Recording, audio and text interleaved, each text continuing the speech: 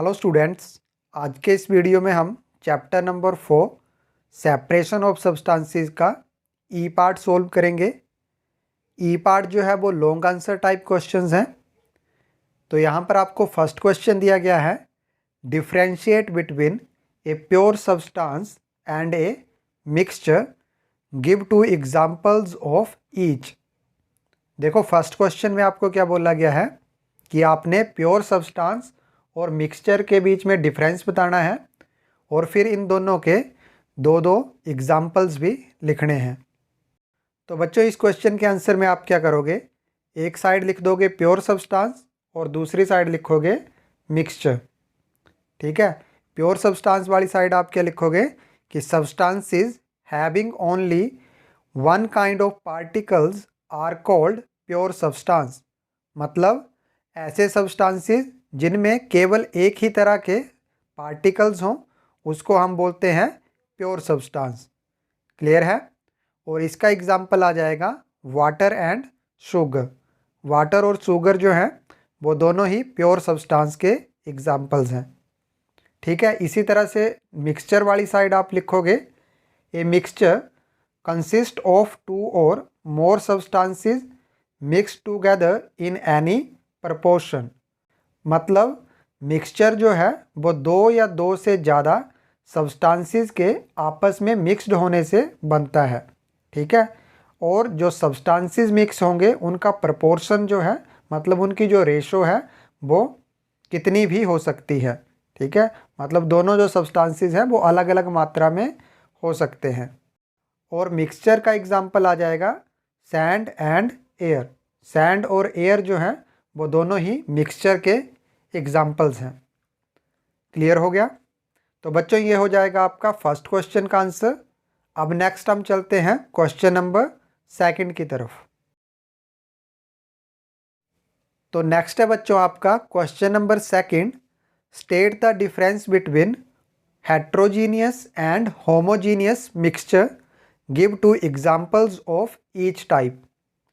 देखो बच्चों second question में आपको क्या बोला गया है कि आपने हेट्रोजीनियस और होमोजीनियस मिक्सचर के बीच में डिफरेंस बताने हैं और फिर इन दोनों के भी आपने दो दो एग्जाम्पल्स लिखने हैं। क्लियर है। तो बच्चों इस क्वेश्चन के आंसर में भी आप एक साइड लिख दोगे होमोजीनियस मिक्सचर और दूसरी साइड लिखोगे हेट्रोजीनियस मिक्सचर। ठीक है, फिर होमोजीनियस वाली साइड आप क्या लिखोगे कि a mixture having the same composition over all its parts is called homogeneous mixture। मतलब homogeneous mixture जो है वो ऐसा मिक्सचर होता है जिसमें कॉम्पोजिशन जो है मिक्सचर की वो सभी पार्ट्स में सेम होती है।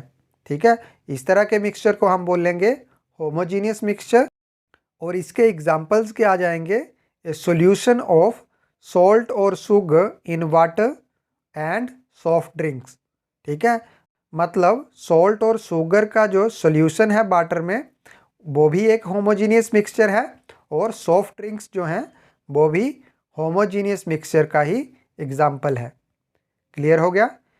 इसी तरह से आप हेट्रोजीनियस मिक्सचर की साइड क्या लिखोगे कि ये mixture having different composition over it's different parts is called heterogeneous mixture. मतलब ऐसा मिक्सचर जिसमें कॉम्पोजिशन जो है वो डिफरेंट पार्ट में डिफरेंट हो तो उस मिक्सचर को हम बोलते हैं हेट्रोजीनियस मिक्सचर। क्लियर है। और बच्चों इसके एग्जाम्पल आ जाएंगे mixture of sand in water and iron nail in sulphur powder. ठीक है, मतलब सैंड और वाटर का जो मिक्सचर है वो भी हेट्रोजीनियस होगा और आयरन नेल्स का सल्फर पाउडर में जो मिक्सचर होगा वो भी हेट्रोजीनियस मिक्सचर होगा। क्लियर हो गया। तो बच्चों ये हो जाएगा आपका सेकंड क्वेश्चन का आंसर। अब नेक्स्ट हम चलते हैं क्वेश्चन नंबर 3 की तरफ। तो नेक्स्ट है बच्चों आपका question number 3, can a mixture of iodine and camphor be separated by the sublimation method, give reason for your answer. देखो बच्चों क्वेश्चन नंबर 3 में आपको क्या पूछा गया है कि क्या आप आयोडीन और कैम्फर के मिक्सचर को सब्लिमेशन मेथड से सेपरेट कर सकते हो, और फिर आपने अपने आंसर का रीज़न भी बताना है। क्लियर है? तो बच्चों इस क्वेश्चन के आंसर में आप लिखोगे no a mixture of iodine and camphor can not be separated by the sublimation method. मतलब आयोडीन और कैम्फर का जो मिक्सचर है उसको आप सब्लिमेशन मेथड से सेपरेट नहीं कर सकते हो, और ऐसा आप इसलिए नहीं कर सकते हो because both iodine and camphor are sublime in nature. क्योंकि आयोडीन और कैम्फर जो हैं वो दोनों ही सब्लिम है नेचर में, मतलब दोनों ही जो सब्सटेंस है वो सॉलिड से डायरेक्टली गैस में कन्वर्ट हो जाते हैं, जिस वजह से ये दोनों जो हैं वो सब्लिमेशन मेथड से सेपरेट नहीं किए जा सकते हैं। क्लियर है बच्चों? बच्चों सब्लिमेशन का मतलब ही ये होता है कि जब कोई सब्सटेंस जो है वो सॉलिड से डायरेक्टली गैस में कन्वर्ट हो जाए, लिक्विड में कन्वर्ट हुए बिना, तो उस मेथड को हम बोलते हैं सब्लिमेशन। ठीक है? और यहाँ पर क्योंकि आयोडीन और कैम्फर दोनों ही सब्लिमाइज हो जा रहे हैं, इसीलिए हम इन दोनों सब्सटेंसेस को सब्लिमेशन से सेपरेट नहीं कर सकते हैं। क्लियर हो गया बच्चों? तो बच्चों ये हो जाएगा आपका थर्ड क्वेश्चन का आंसर। अब नेक्स्ट हम चलते हैं क्वेश्चन नंबर 4 की तरफ। तो नेक्स्ट है बच्चों आपका question number 4। Why does the size of naphthalene balls put in open keep on reducing with time. देखो बच्चों क्वेश्चन नंबर 4 में आपको क्या बोला गया है कि अगर हम नेफ्थलीन बॉल्स को ओपन में रखें तो उनका जो साइज़ है वो रिड्यूस होता जाता है। तो हमें उसका रीज़न बताना है कि ऐसे क्यों होता है, क्यों जो है वो नेफ्थलीन बॉल का साइज़ जो है वो ओपन में रखने के बाद रिड्यूस होता रहता है। क्लियर है? तो बच्चों इस क्वेश्चन के आंसर में आप लिखोगे कि the size of naphthalene balls put in open keep on reducing with time because of sublimation. मतलब जो नेफ्थलीन बॉल का साइज है वो ओपन में रखने के बाद सब्लिमेशन प्रोसेस की वजह से रिड्यूस होता है।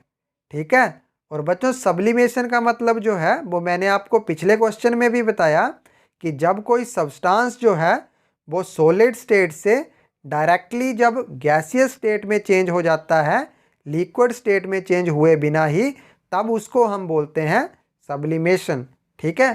तो इस क्वेश्चन के आंसर में भी आगे आप लिख दोगे कि that is naphthalene sublime in nature and directly changes from solid state to gaseous state without undergoing liquid states. ठीक है?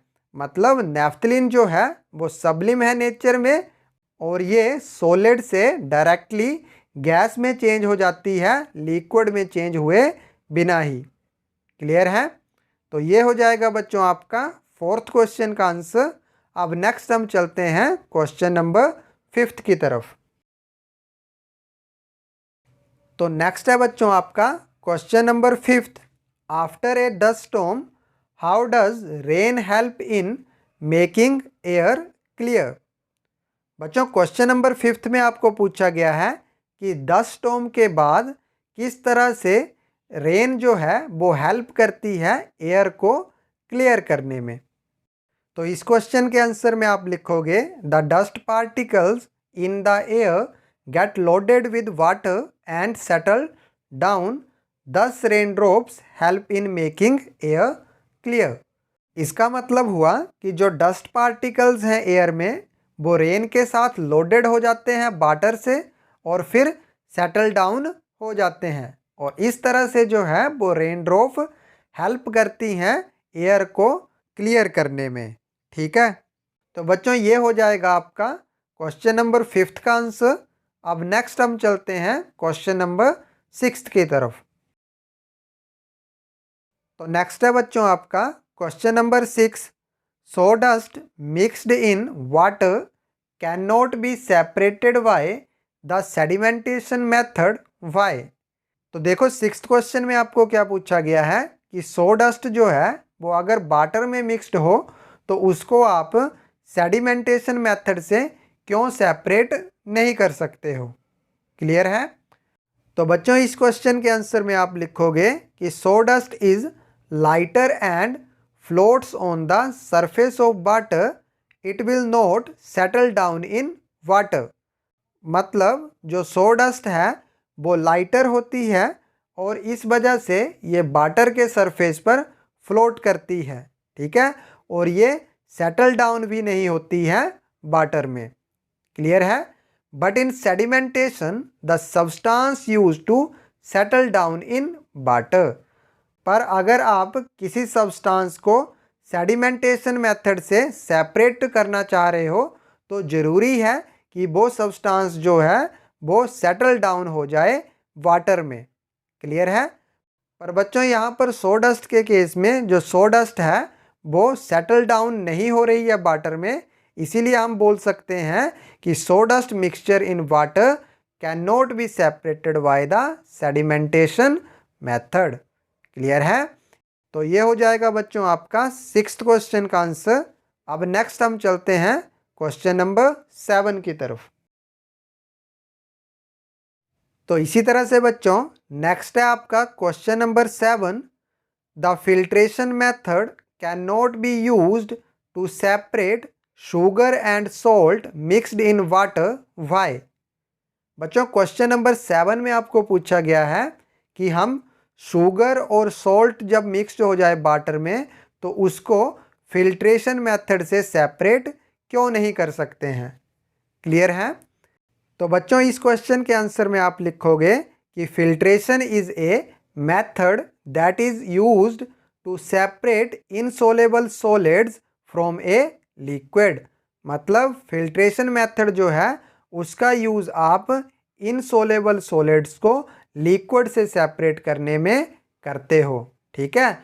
But sugar and salt both dissolve in water. पर शुगर और सॉल्ट जो हैं वो दोनों ही डिजोल्व हो जाते हैं वाटर में। So filtration method can not be used to separate sugar and salt mixed in water.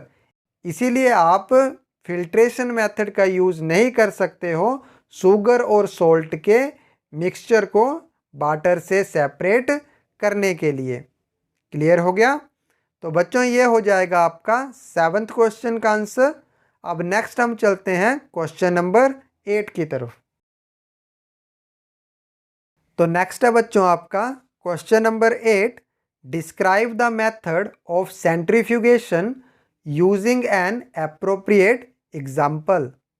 बच्चों क्वेश्चन नंबर 8 में आपको बोला गया है कि आपने सेंट्रीफ्यूगेशन के मेथड को डिस्क्राइब करना है एक एप्रोप्रिएट एग्जाम्पल की हेल्प से। क्लियर है? तो बच्चों इस क्वेश्चन के आंसर में आप लिखोगे it is a method use to separate the fine particles suspended in a liquid by rotating the mixture at high speed. मतलब सेंट्रीफ्यूगेशन मेथड से आप किसी लिक्विड मिक्सचर से फाइन पार्टिकल्स को सेपरेट करते हो उस मिक्सचर को हाई स्पीड पर रोटेट करके, ठीक है। और सेंट्रीफ्यूगेशन मेथड में होता क्या है कि the heavier particles in mixture tend to settle down at the bottom of the container while the lighter ones stay at the top. मतलब जो हैवियर पार्टिकल्स होते हैं मिक्सचर में वो सेटल डाउन हो जाते हैं कंटेनर के बॉटम में, और जो लाइटर पार्टिकल्स होते हैं वो मिक्सचर के टॉप पर आ जाते हैं। क्लियर है? तो ये सारा प्रोसेस होता है बच्चों सेंट्रीफ्यूगेशन का। और बच्चों इसका एग्जाम्पल आ जाएगा separating cream from milk bye churning it, ठीक है। और बच्चों इसी के साथ आपका चैप्टर नंबर 4 के ई पार्ट का जो सॉल्यूशन है वो कंप्लीट होता है।